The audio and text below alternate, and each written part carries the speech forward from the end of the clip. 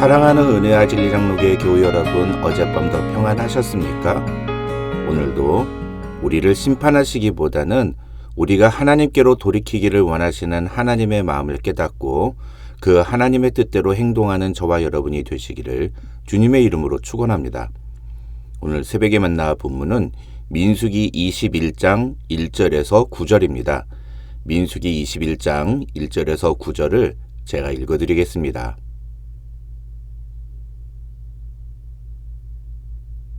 네겝에 거주하는 가나안 사람 곧 아랏의 왕이 이스라엘이 아다림 길로 온다 함을 듣고 이스라엘을 쳐서 그중 몇 사람을 사로잡은지라. 이스라엘이 여호와께 서원하여 이르되 주께서 만일 이 백성을 내 손에 넘기시면 내가 그들의 성읍을 다 멸하리이다. 여호와께서 이스라엘의 목소리를 들으시고 가나안 사람을 그들의 손에 넘기심에 그들과 그들의 성읍을 다 멸하니라. 그러므로 그곳 이름을 호르마라 하였더라. 백성이 호르산에서 출발하여 홍해 길을 따라 에돔 땅을 우회하려 하였다가 길로 말미암아 백성의 마음이 상하니라. 백성이 하나님과 모세를 향하여 원망하되 어찌하여 우리를 애굽에서 인도해내어 이 광야에서 죽게 하는가? 이곳에는 먹을 것도 없고 물도 없도다. 우리 마음이 이 하찮은 음식을 싫어하노라 하매 여호와께서 불뱀들을 백성 중에 보내어 백성을 물게 하심으로 이스라엘 백성 중에 죽은 자가 많은지라. 백성이 모세에게 이르러 말하되 우리가 여호와와 당신을 향하여 원망함으로 범죄하였사오니 여호와께 기도하여 이 뱀들을 우리에게서 떠나게 하소서. 모세가 백성을 위하여 기도하매 여호와께서 모세에게 이르시되 불뱀을 만들어 장대 위에 매달아라. 물린 자마다 그것을 보면 살리라. 모세가 놋뱀을 만들어 장대 위에 다니 뱀에게 물린 자가 놋뱀을 쳐다본 즉 모두 살더라. 오늘 본문은 크게 두 가지 내용을 담고 있습니다. 하나는 이스라엘 사람 몇 명이 남방에 거하는 가나안 사람에 의해서 사로잡히게 되었다는 내용인 1절에서 3절입니다. 남방에 있는 아랏의 왕은 호르산에 진치고 있었던 이스라엘이 아다림 길을 통해 자신들의 영내로 진입해 온다는 소식을 듣고는 선제 기습 공격을 감행해서 이스라엘 사람 몇 명을 포로로 잡아옵니다.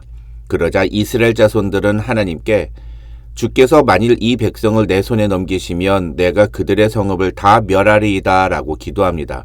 그리고 하나님께서는 그 기도를 들으시고 이스라엘이 아랏의 성읍을 다 멸하게 허락하시고 그래서 그곳의 이름을 파멸이라는 뜻의 호르마라 불렀다고 성경은 말합니다. 이 본문이 보여주는 핵심은 아주 간단합니다. 갑자기 일어난 어려운 문제 앞에서 출애굽 2세대들은 이제 하나님께 도움을 구하며 하나님을 의지했고 그 결과 하나님의 도우심으로 그 문제를 해결했다는 것입니다. 사실 이 내용은 뒤에 이어지는 4절에서 9절의 놋뱀 사건과는 완전히 정반대 성격을 갖습니다. 다시 말해서 오늘 본문은 하나님을 의지했을 때와 하나님을 신뢰하지 않고 불평과 원망을 다시 늘어놓았을 때 출애굽 2세대들이 겪었던 상반된 사건을 통해서 그들이 무엇을 깨닫고 경험하게 되었는지를 보여주는 것이 본문의 목적이라고 할 수 있습니다. 그런데 그런 내용을 다루기 전에 저는 이 1절로 3절에 나오는 호르마라는 호칭에 좀 더 주목하고 싶습니다. 왜냐하면 민수기 14장 45절을 보면 12정탐꾼 사건 이후에 출애굽 1세대들이 하나님은 산으로 올라가지 말라고 말씀하시는데도 그래도 기어이 산으로 올라갔다가 아말렉인과 가나안인들에 의해 패배했다는 내용이 나오는데 거기서 그들이 호르마까지 도망을 갔다 하는 내용이 나오기 때문입니다. 우선 학자들은 3절에서 출애굽 2세대들이 아랏의 성읍을 다 멸하고 그것을 호르마라고 부르기 시작했지만 모세가 민수기를 기록할 때는 이 모든 사건이 이미 과거의 사건이었기 때문에 14장을 기록하면서 자연스럽게 출애굽 1세대들이 도망간 지역이 호르마까지였다고 언급한 것이라고 설명합니다. 중요한 건 이 호르마라는 지역이 약 38년 전에는 이스라엘 민족에게 뼈아픈 패배와 실패의 장소였는데 지금 이 출애굽 2세대들에게는 놀라운 승리의 장소가 되었다는 것입니다. 민수기 14장에서의 호르마는 이스라엘 민족이 아말렉과 가나안인들에 의해 파멸된 곳이었습니다. 그때 그들이 호르마를 경험했던 이유를 민수기 14장 43절은 너희가 여호와를 배반하였으니 여호와께서 너희와 함께하지 아니하시리라고 말합니다. 반면에 오늘 본문 3절을 보면 성경은 하나님이 똑같은 장소에서 이스라엘의 목소리를 들으시고 가나안 사람을 그들의 손에 넘기셨다고 말합니다. 왜 하나님은 이번에는 이스라엘의 목소리를 들으셨습니까? 아주 선명합니다. 그것은 이스라엘이 가나안 아랍 부족과 전투를 치르기 전에 하나님께 하나님의 도우심을 구하고 그 뜻을 여쭈었기 때문입니다. 물론 2절에서 이스라엘이 하나님께 구하는 기도의 내용은 자신들이 이 전쟁에서 승리하게 해달라는 간구의 내용이 분명합니다. 그러나 대부분의 학자들은 이 2절의 기도를 하나님을 의지하며 하나님의 도우심을 간구하는 출애굽 2세대들의 마음이 담긴 기도라고 해석합니다. 왜냐하면 성경이 분명히 하나님이 가나안 사람을 출애굽 2세대들의 손에 넘기시자 그들이 나가서 싸워서 그 성읍들을 멸했다고 기록하고 있기 때문입니다. 여기서 중요한 것은 바로 순서입니다. 즉 하나님이 허락하신 후에 나가서 싸웠다는 겁니다. 그런데 38년 전에 출애굽 1세대들은 하나님이 허락하지도 않았는데 자기들 마음대로 나가서 싸웠고 그래서 아말렉과 가나안인들에 의해 패배하게 된 것입니다. 똑같이 호르마에서 싸웠지만 하나님 없이 싸웠을 때는 패배할 수밖에 없었습니다. 그러나 하나님을 의지하고 하나님의 말씀대로 순종했을 때 그들은 승리를 경험했습니다.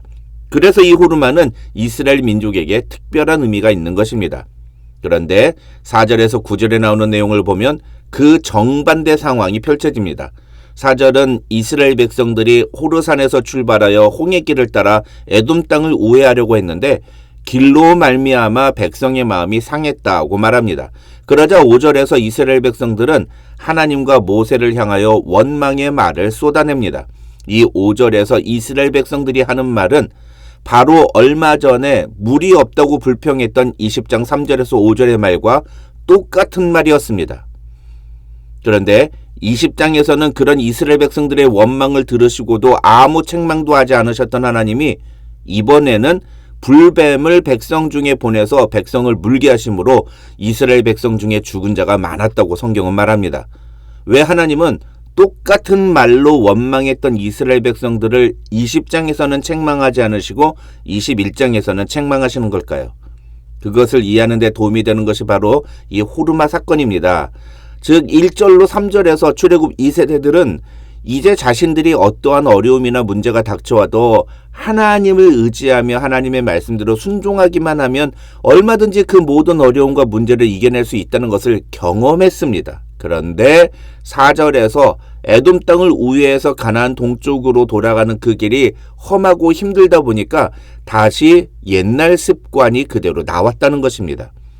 그래서 이 4절로 9절에 나오는 불뱀에 대해서 어떤 학자는 하나님이 갑자기 이스라엘 민족 진영에 불뱀을 몰아넣으셨다고 해석하기도 하지만 또 어떤 학자는 원래 그 지역에 뱀들이 많았는데 그 전까지는 하나님께서 이스라엘 민족을 지키시고 보호하시니까 그 뱀들이 이스라엘 백성들을 공격하지 못했다가 이스라엘 백성들이 하나님께 원망하는 것을 보시고 하나님이 이스라엘 백성들을 보호하시는 것을 중지하시자 그 뱀들이 사람들을 공격하기 시작한 것이라고 해석하는 경우가 있습니다. 저는 이 두 번째 해석이 오히려 더 타당한 해석이라고 생각합니다.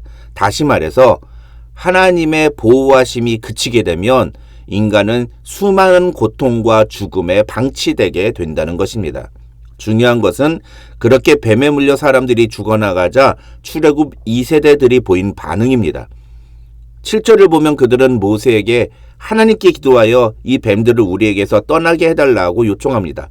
그리고 모세가 기도하자 하나님은 그 유명한 놋뱀을 만들어서 그것을 쳐다보는 자마다 살리라고 말씀하시고 그래서 그것을 쳐다보는 자마다 다시 살아났다며 이 놋뱀 사건은 마무리됩니다. 저는 이 놋뱀은 오늘 본문 3절에 나오는 호르마와 연결된다고 생각합니다. 왜냐하면 8절을 보시면 하나님은 놋뱀을 만들라고 하지 않으시고 불뱀을 만들라고 말씀하셨기 때문입니다. 무슨 말이냐 하면 이 모세가 만든 놋뱀은 단순히 치유와 회복만을 의미하는 것이 아닌 하나님의 심판을 상징하는 도구로서의 의미도 갖고 있었다는 것입니다. 그런데 무엇 때문에 심판을 받은 것입니까? 하나님을 불신하고 하나님을 의지하지 않은 태도 때문에 심판을 받은 겁니다. 그것이 원망의 핵심이었습니다. 그래서 하나님이 모세에게 불뱀을 만들어서 장대에 매달고 그것을 쳐다보는 자마다 살리라고 말씀하신 것은 하나님의 명령에 철저히 순종하며 하나님을 신뢰할 것을 요구하시는 의미라고 할 수 있는 것입니다. 생각해 보십시오. 뱀에 물려서 죽어가고 있는데 어떤 사람이 놋으로 뱀을 만들어서 이걸 쳐다보기만 하면 낫는다고 말을 한다면 여러분은 그 말을 믿으시겠습니까? 그런데 그게 하나님이 말씀하신 겁니다. 그러면 내 생각에는 말도 안 되는 것 같아도 하나님을 신뢰하고 의지하며 하나님의 말씀에 순종하는 것이 참된 신앙의 태도 아닙니까?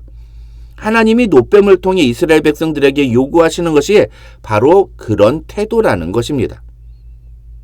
같은 불뱀이 하나님께 대한 불순종의 상황에서는 우리를 징계하시는 하나님의 도구로, 또 반대로 하나님께 순종하는 상황에서는 우리를 회복해 하시는 하나님의 손길로 다가왔듯이 똑같이 호르마라는 이름을 가진 장소에서 이스라엘 백성들이 하나님의 말씀에 불순종했을 때는 처절한 패배를, 반대로 하나님의 뜻을 구하며 하나님의 말씀대로 순종했을 때는 승리를 경험했다는 것이 오늘 본문이 우리에게 보여주는 내용인 것입니다. 요한복음 3장에서 예수님은 모세가 광야에서 뱀을 든 것 같이 인자도 들려야 하리니 이는 그를 믿는 자마다 영생을 얻게 하려 하심이니라고 말씀하셨습니다. 그래서 이 놋뱀과 호르마는 오늘 우리에게 하나님에 대한 믿음을 질문하는 도구라고 할 수 있습니다. 하나님의 말씀을 믿고 그 말씀대로 순종하는 자는 승리를 얻을 수 있습니다. 하나님의 치유와 회복을 경험할 수 있습니다. 그러나 하나님의 말씀에 불순종하며 자기 마음대로 생각하고 하나님의 인도하심을 원망하고 불평하면 하나님의 심판을 피할 수 없습니다. 오늘도 이 말씀을 기억하며 믿음의 주요 온전케 하시는 이이신 예수를 바라보는 저와 여러분이 되시기를 주님의 이름으로 축원합니다.